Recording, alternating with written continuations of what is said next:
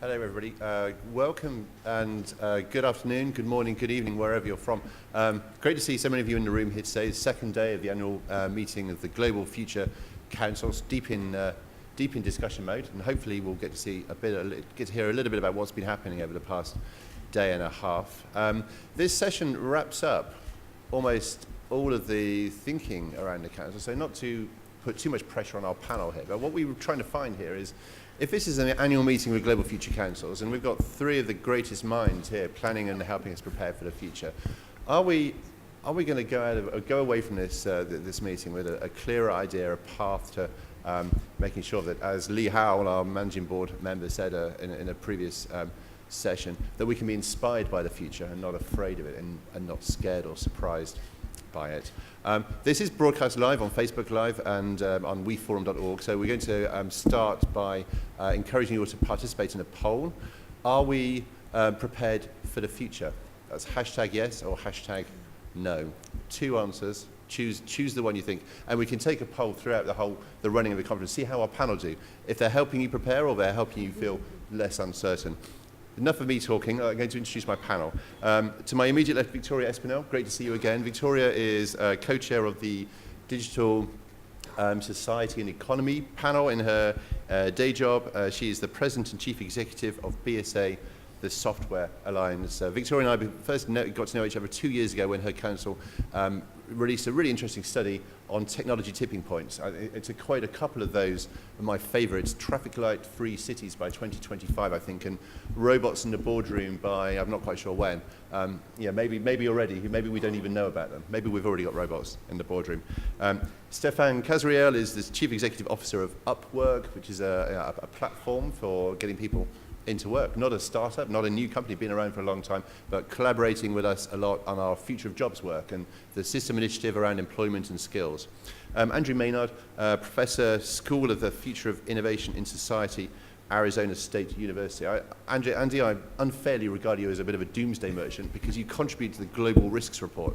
So Andy's the one who normally says, those global risks, they're going to get a lot worse. So I'm going to ask you to be optimistic in this session. Okay. If you like.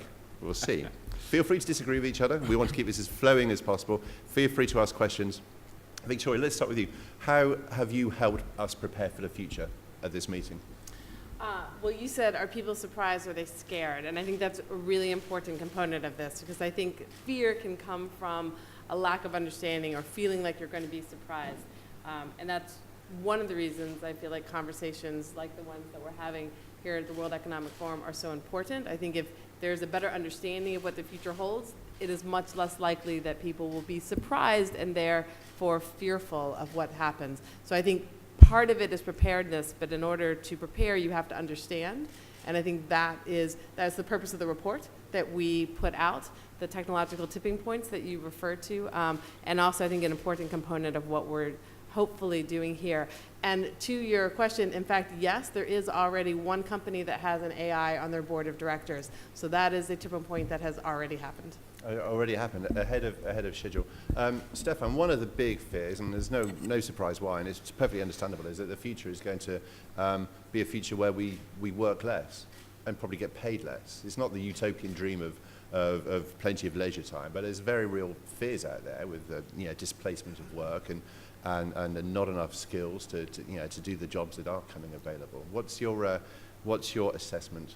Yeah, so there's definitely a lot of fear, and I would say the recent Brexit in the UK and election in the US are probably an indication of how much fear there is.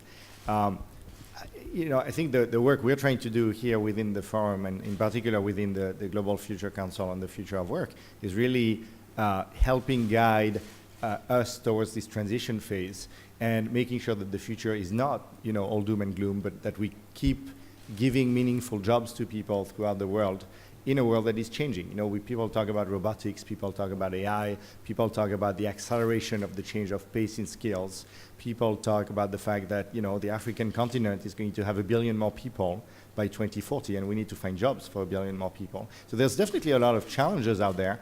I would say at the very high level, though, the world is not running out of problems to solve. And until we run out of problems to solve, provided that we have educated people that are skilled at solving problems, we'll continue to have jobs for people.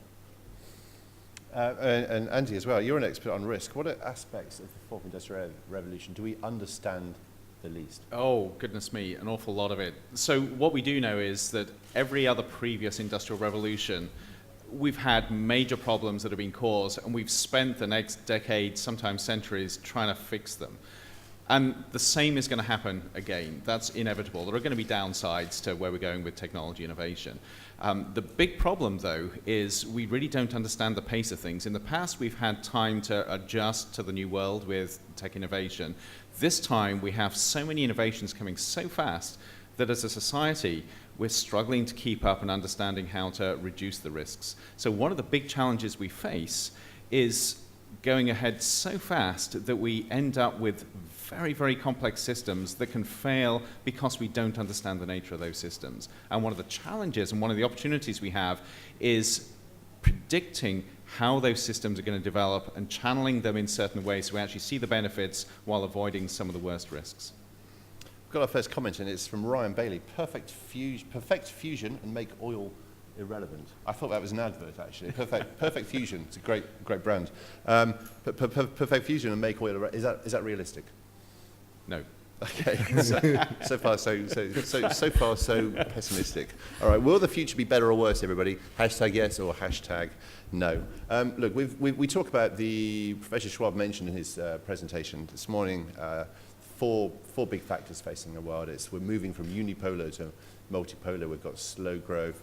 We've got disaffection and loss of identity. And we've got the fourth industrial revolution on top of all that. Surely it's making things even more complicated, Victoria.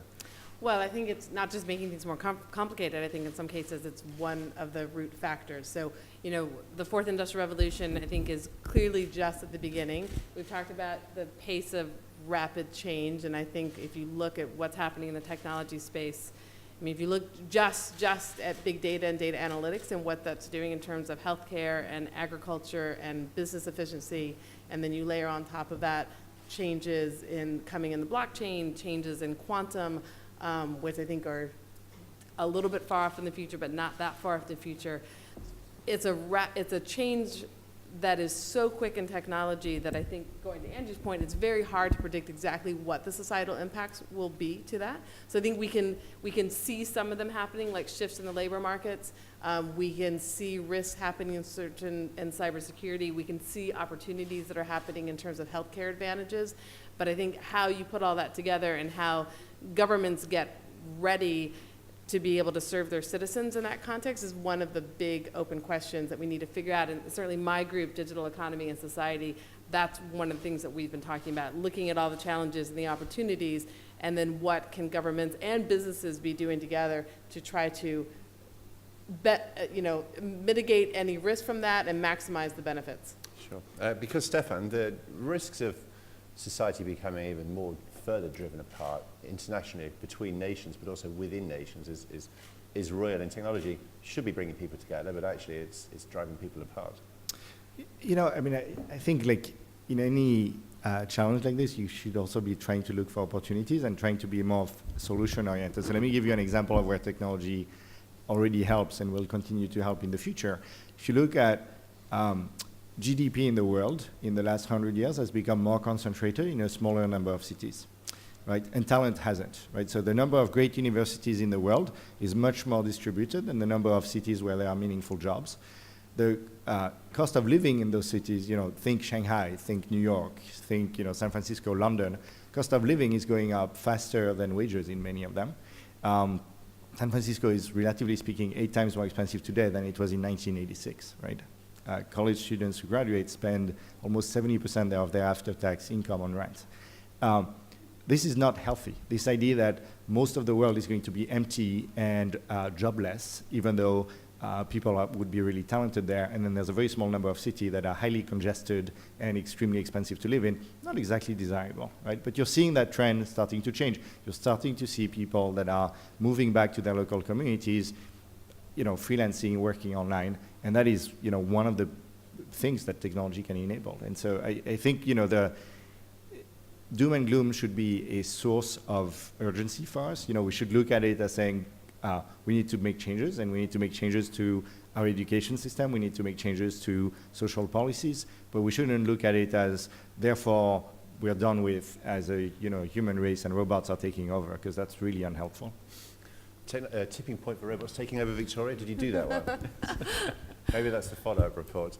Just a reminder to you guys watching at home, we're in a room here which is slightly echoey, so we don't have the tie mics that we do in the booths, so you might want to wear headphones, just to put that one out there. So will the future be better or worse? Hashtag yes or hashtag no. Chris Moody has just come in with a question, and keep those questions coming. I like it because it's not very future prepared at all. It's an old school suggestion. Training programs for apprentice applicants. Mm-hmm. You know, my father was an apprentice. Generations before were apprentices, and yet we're not doing it enough. So do we need to actually look to the past for a bit of our future? Stefan, I guess this is one for you. It's the work question. Yeah, so one of the topics in our Global Future Council is the future of education. And, so if you think about education, there's multiple phases in it, right? There's early childhood, which is something that in many countries is under studied today, but we know that the vast majority of the brain of a child is developed by the age of 9. We also know that there are vast differences in terms of the amount of learning that happens in different countries and even within a country in different communities, and that needs to get improved. There's a lot of work that has been done on K through 12 education, but if you have to summarize it, people that are within K through 12 are learning things, are going to have jobs when they graduate that don't exist when they are going through K through 12. So the idea that you need to learn very specific skills to prepare for the workforce is no longer relevant. What you really need to learn is to learn how to learn. You need to learn character. You need to learn integrity. You need to learn agility. You don't need to learn, specific coding skills. After that, historically in many countries, and Germany might be one of the outliers, we focused a lot on the 4-year college degree and given up a little bit too much on vocational training, and I think that's the source of this question. In many countries, vocational training is considered a second-class citizen, and yet it's highly valuable. Plumbers are not going away. As an example, there's a shortage of electricians in many countries in the world, partly because society has put this type of education lower than the 4-year degree, even though potentially it's more needed by society. And I think the last piece that we've been discussing a lot is a huge increased need in lifelong learning. Today, we still live in the mentality that you study until the age of 20 to 25, and then you'll get some amount of training on the job as you go, but essentially, we hope that all of your learning is good enough for the rest of your career. And as skills keep changing and the pace of it keeps accelerating, that notion needs to be changed. And we really need to get to a world where jobs are getting shorter and shorter, and degrees also need to be shorter and interspaced with jobs. This notion of the micro degree, where every 2 to 3 years, as you switch jobs, you also learn a new skill so that you can get yourself prepared for the next phase of your career. Fascinating, and I did met a couple of ladies from the Robotics Council yesterday, and it was all about talking and training and teaching robots to be empathetic, and we hear so much about coding, don't we, in terms of getting kids coding, but it's the human side as well. Would you agree, Victoria? Well, one thing, though, I would say, just to pick on what you said, I think it is important, though, that we're teaching more coding in schools. Certainly in the United States, I think it's important. I think it's important in other markets as well. So I take your point, or what I would say you probably meant by that is the point of that is not to teach a particular coding language, because we know 15 years from now that coding language is going to be relevant. But I think teaching that skill is very important. If nothing else, it teaches a form of linear decision making that is very useful and applicable to other things. But I would make a plug for more computer science education and more coding, both in the United States and around the world. Yeah, completely agree, right? I mean, there's 600,000 open jobs in the US that require a computer science degree, and we only train about 50,000 computer scientists per year. So I was not trying to say no computer science. The point was, it's really about... I was driving a wedge between you. And it was totally cynical ploy. We're on the same page. I represent an industry that has more jobs than it can fill, and that is something. And I would also make a plug for the fact that we need to get we need to have more diversity in coding. I think if there are more girls coding, I think our software will be more innovative. I think it'll be more creative. I think it'll be more secure. So I think it's very important to be building that pipeline, but building that pipeline with more girls and with more representatives of underrepresented communities. The last thing I'll say on this is our society is so impacted by the changes that are driven by software. So it's essential that when that software is being designed, there is a broad representation at the table, because of the impact that it has on society. We're going to stick with labour and skills for a bit, and Andy, I want to bring in some of your wider experience. Miho Hanna has just sent in a question from the West Coast. Bay Area resident, working in the service industry on a long road to a living wage, when the only way to create skilled labour is to provide livable apprenticeship, why does it remain such a low priority from a business perspective to give any kind of reasonable growth to people willing to give their time to vocational training? Really good question. And the answer is we've got to have culture change. We've got to have culture change both in expectations of individuals within society and within employers within society. So actually, you put this back in a risk perspective. What we risk here is something that's important both to people that are trying to build a career, they want a career and they can't do it, but also to those businesses that need trained people. So when you begin to look at this in a risk perspective, we can begin to work out how to mitigate that risk by opening up opportunities, changing the culture, and getting businesses to realize that they have an investment opportunity here to actually grow a workforce which is going to be beneficial to them and beneficial to the people they employ. But it's going to take a change in mentality. Okay, let's remind people of the poll. We have a poll here. Will the future be better or worse? So that's hashtag yes for better, hashtag no. And Andy, sticking with you, because you have a broad kind of palette of expertise when it comes to risks. Give us a couple of areas where you would like leaders to prioritize. Leaders in government, leaders in business, it doesn't need to matter, but what are the key amongst this whole multitude of risks in your landscape? Sure. So actually the thing that concerns me most is the convergence between different streams of technology innovation. So we're already seeing that with the fourth industrial revolution, where the digital world is beginning to merge with the physical world. And what we're finding from that is it's not only very hard to predict where opportunities and risks arise, but it's very hard to plan for how you're going to manage them. So the biggest challenge to leaders, whether they're in the public sector or private sector, is developing those tools where they can both get some idea of where technology innovation and its impacts and its opportunities are going, but also develop the agility to respond very rapidly to a changing landscape.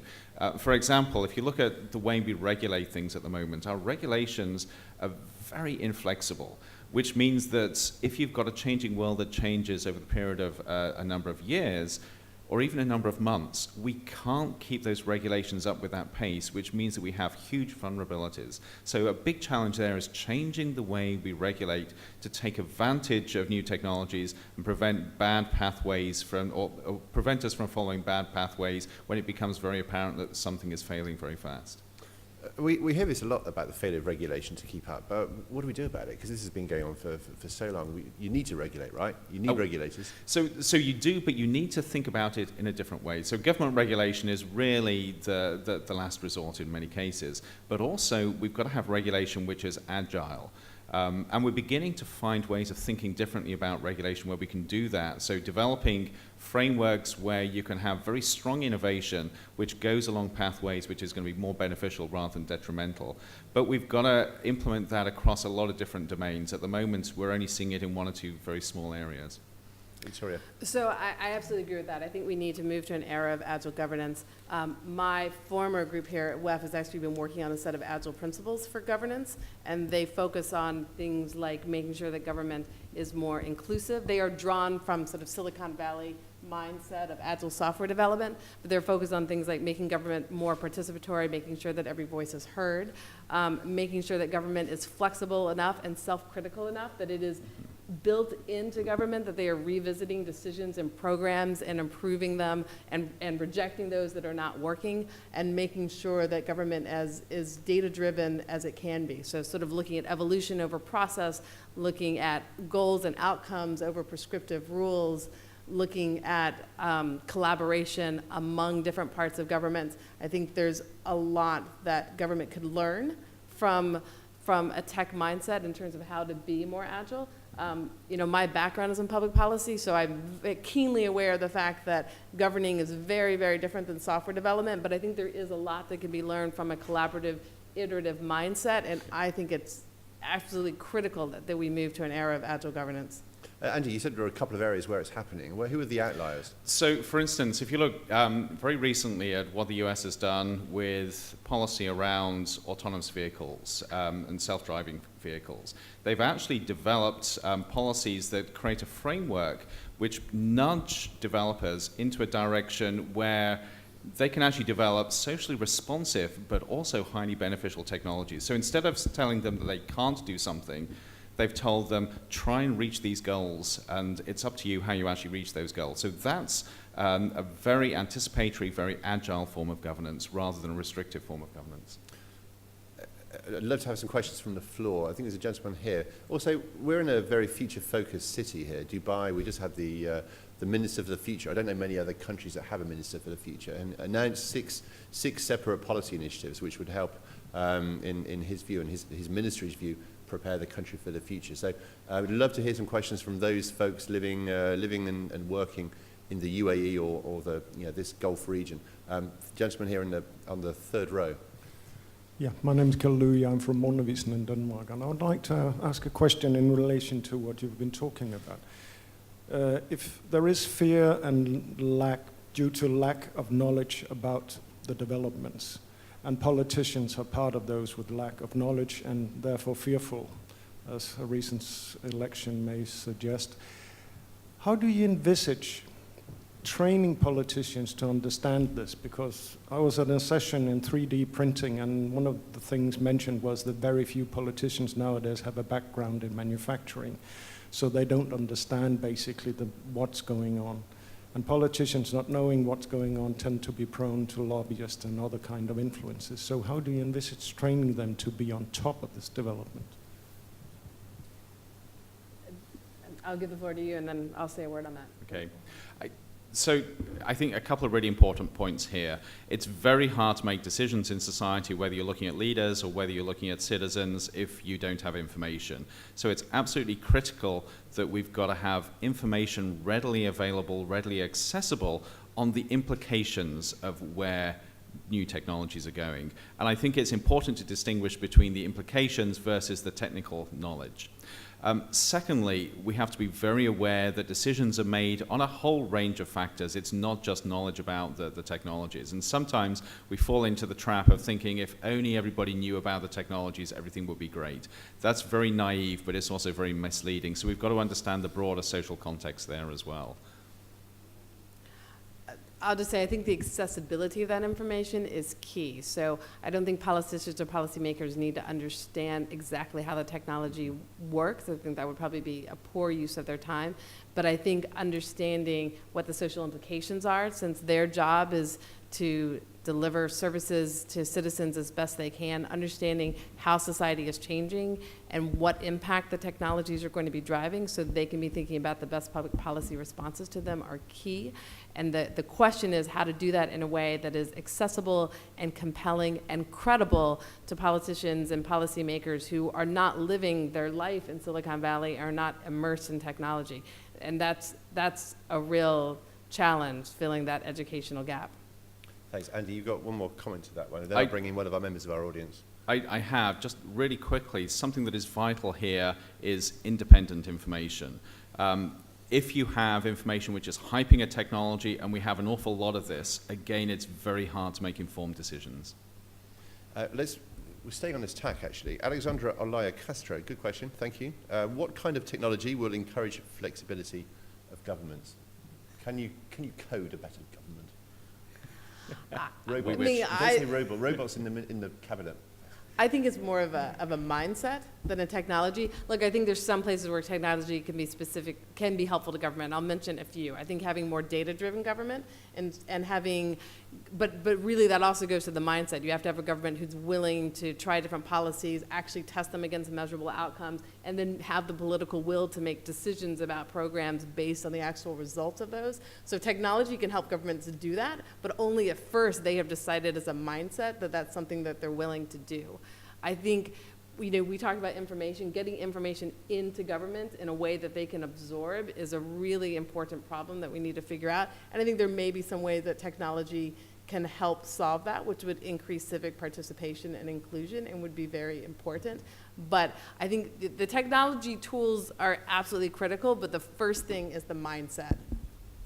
I would say it's the same tools that large corporations use to accelerate their innovation, right? I mean, it's switching to a more agile mindset, training your workforce, in this case, government employees and officials to act differently, and then bringing in external talent and specialists on an as-needed basis to make data-driven decisions that are non-partisan and are actually objective. Maybe we should talk about whether it's the human beings that are prepared for the future, because the machinery and the technology inevitably is. Stefan, you're a platform. Upwork is a platform. That kind of platform technology, does that have a role in government and helping governments prepare? Yeah, I mean, I think, at the end of the day, what a lot of the platforms are trying to do is to make the world more efficient than it is today, right? I mean, if you think about the job market today, you hear on one side workers saying, well, it's really, really hard to find a job, and on the other side, you see CEOs and company executives saying it's really, really hard to find talent. And a big part of this comes from incredibly antiquated and inefficient matching systems between employers and employees. If you think about how we apply for jobs today, it really hasn't changed in 100 years. You used to do this through newspaper ads and snail mailing a cover letter, but nowadays you still kind of do the same thing. You submit your resume through an online form, and people go through piles of resumes in order to interview each other. The whole model is fairly broken as it is today. And so you add to that the lack of awareness of data. Workers don't necessarily even know what employers are looking for, and employers don't necessarily give the data back to the education system so that it can improve the training for the next generation of workers. And then you add on top of that a geographic dimension of this, which is the fact that, as I said before, the place where the jobs are is not necessarily the place where the best qualified candidates are. So you add these three things together and you realize why the world of work is so inefficient today. And platform technologies can fix, all of these issues and then some. I've just realized we've got out of time. That's the trouble when you're enjoying yourself so much. But I don't want to leave it just yet. If I can bear with me for a couple of minutes. I want to ask you two more questions. One is, what is going to be your key priority going away from this meeting? What do you want your council to do? You may have touched upon it, but let's frame that again one more time. And you've had time now to meet other councils. This morning was about cross-cutting and getting to know the rest of the network. So I'd like you to tell us, apart from your own council, which council would you like to be on most? Okay. So let's start with you, Andy, because you're furthest away. Oh, goodness me, that's putting me on the spot. So let me just say I actually started my life as a physicist. So I, despite the fact that I talk about risk and I talk about policy and regulation, I'm really a geek. So I would love to be on one of the tech councils. Let's just choose artificial intelligence and robotics, seeing that that's where some really interesting stuff's happening. Everybody loves that council. I know, Everybody loves that council. And in case you haven't already told us, what do you want to go away, and what's your kind of key priority for your council? So I think one of the big takeaways to me is the understanding that technology isn't or shouldn't be something that just happens to people, but it's something that everybody should be a part of designing for the future. Stefan. So let me start by answering the question of what are the key takeaways. I mean, for me, I think probably the two things that our future council can work on. One is helping with this independent information. There's a lot of data out there that actually demonstrate that the future is not nearly as bleak as what a lot of people seem to be believing right now. So I think that just exposing that will be extremely helpful. That being said, I still think we need to create a sense of urgency. Changes need to happen, and being very clear on what are the top 4 or 5 things that different stakeholders, private and public, should be working on is fairly critical. To answer the question about what is my favorite GFC, I'm also completely a geek and a nerd, and I'm fascinated by the blockchain technology. So if I had to go do something, I would go work on that. I sit in a group at the forum that decides and reviews all the projects, and every single industry is looking at blockchain across our institution. Anything from smallholder farming to real estate to obviously banking. It's again another popular one. Okay, Victoria, over to you. So my group has an intense 3 hours together after I get out of this, and what we're hoping to come away with this is a vision of what the digital economy and society should look like optimally, and then what we hope to do is work with the World Economic Forum to get a number of governments, companies, NGOs, sort of various participants in the multi-stakeholder process to sign on to that vision, and then additionally to make some actual commitments to drive it forward. So that's what I'm hoping that we leave here with. In terms of the councils, that's very difficult, and I got to go last, so I'm going to pick two. I think there's a good. council. There are lots of other good councils, not just two good councils. There's a council on technology and values. I may be getting the name of it it's wrong. good. It's a good one. But I think that's an incredibly important issue. And then I would also say blockchain. If I was going to pick one in the fourth industrial revolution enablers, I think the group on blockchain is having some interesting discussions. Okay, well, we've got to get in that council area. Technology, values, and policy, but it sounds really dry, but it's actually so important. It's at the baseline of almost all of I don't the... think it sounds dry at all. I think it sounds fascinating. Yeah, well, no, but as soon as you look into it, maybe I'm just, somebody who is not very deep on these matters. But talking to the people in that council, they're doing a lot of good work. Can I keep you for one more question? This gentleman here in the front row. So I enjoyed the discussion, and I think it's great that the WEF is talking a bit more about human beings and about, how people can train themselves for jobs and how they can adapt to the new economy. I worked in government in Jordan for 2 years, and then I ran a startup here in the Middle East for 2 years. And in February, I went to Silicon Valley in Palo Alto at Google Startup Grind. And, my background had been in the Middle East, my experience had been in Jordan. And I remember walking into the event, and you had kind of a placard of Richard Branson and a placard of Tesla and, Bill Gates, and everyone was taking photos next to these, big capitalists, which in Europe and London is possibly something we might not do. And then we walked into the conference, and we had, I think, William Draper give a talk about how to make money, how all these new technologies were coming out, and about how it was going to change the economy, and about how, we would become the next billionaires, and how that was great. And in a way, coming from the Middle East, where we've got 65 million people displaced, and we have fundamental economic problems back home, I thought it was really interesting. I'm happy with making money. I think most of my generation are. But there's also that point, can't technology do a bit more? Can't our governments do a bit more? And I think the other aspect of that was, I've been reading a lot of Bertrand Russell, and he writes that during industrial revolutions, any industrial revolution, really the power goes to those that have the capital. So if you have the capital to build a train line, or an artificial intelligence, or a driverless car, during that period of transition, you're really the one who's controlling the workers, because until that technology, manifests and scales, you need to have the capital to support it. And that, he argues, changes government and it changes society as a whole. So the WEF has been talking a lot about, how can people adapt? How can we help them adapt to all these changes that are going on? And I think that's amazing and surprising in a way, and it's good. But surely the bigger question, and the much more profound and interesting question is, if technology is changing so fundamentally, if our world itself and history is changing, how can government and society itself and culture really grapple and create a system that works for everyone and can accommodate these changes, so we don't have to go through the truly difficult phases that we went through in the last industrial revolutions? Yeah. It's not financial capital, it's intellectual capital, of course, but yeah. the owners of capital are well placed. Andy, this is something which we all are kept up at night. It is, and this is where I actually have the privilege of being on the Council for Technology, Values and Policy.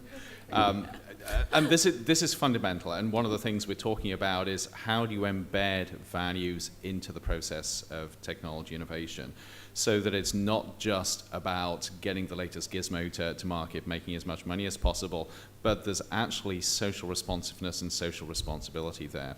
And I think if you look at where things are going with the fourth industrial revolution, both there's a tremendous opportunity there to do things differently, and I think we've got to think critically about that, but also there's a tremendous opportunity to get things wrong if we don't think about that, simply because things, again, are moving so fast that we become very vulnerable to losing society because of the short-term financial gains that we see. So we've got to really change our mindset in terms of how we think about almost that social contract between the innovators and the investors and what society actually gets out of that. Thanks very much. Well, I've taken you from lunch, I've just realized, and then you have 3 hours of hard labor ahead of you as well, and there's no AI or anything can replace your brain power quite yet, so we need you working fit. So we're going to have to finish this session now. Thank you so much for joining us. Thank you for joining us here in the room. Thank you for joining us live online, Facebook, weforum.org. This session is now finished. Thank you.